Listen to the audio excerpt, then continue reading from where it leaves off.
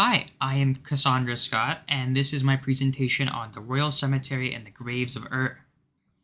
And to first kind of give a layout of this, the Royal Cemetery of Ur was found on an archaeological dig, more meant to figure out the layout of the city. And in some of their digging, they found pottery and beads and a couple other things, which made them kind of want to turn their attention this way, which revealed the rest of the Royal Cemetery. And it was massive. Of course, there's the bigger tombs chambers for the actual royal people, as well as giant death pits for a lot of their servants and such that had been found. But for example, this is the standard of Ur. We looked at this in class, but it's the other side because it is a hollow box with two mosaics.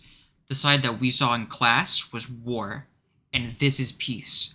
The war side kind of had the soldiers and military on the bottom, and at the top had the king, which also is kind of how they read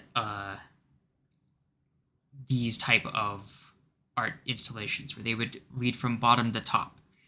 And you can kind of feel that a bit here as well. As the higher you go, it's the less like manual labor. And as opposed to the other side where it was the military leading up to the king and the royals at the top.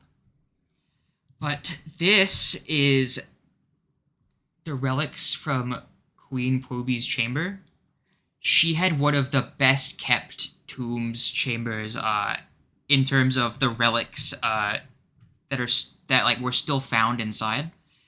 For example, this cylinder seal at the bottom here, which you would roll and have show this design, as well as also the headdress on the right that is there, with the jewelry that comes with it, and then also the beads and other jewelry at the top, which made it more of a cape that went to well, it seems like it looks like it would go with that headdress.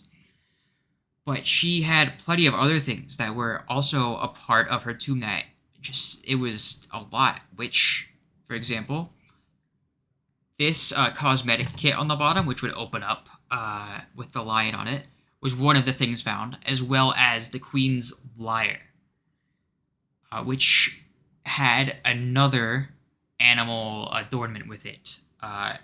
In fact, all four of the major lyres that they had found at this archaeological dig of Ur in the Royal Cemetery all had different animals happening. This one is a bearded bull. There was one with a stag, and two others one was a calf and one was kind of just another cow. But animal motif was really big on a lot of their art pieces, like the lyres, this cosmetic box at the bottom, and this lion head at the top, which was a part of a wooden chair or throne, seemingly. And with those animal kind of motifs, this was more of a subject matter, but the ram in the thicket at the bottom here, that was one of two ram in the thicket pieces, or figurines, that were found in the big death pit in the middle of the Royal Cemetery. And one, like this one right here, is peeking kind of between the brush, and another is peeking over. And they were just found in that big death pit.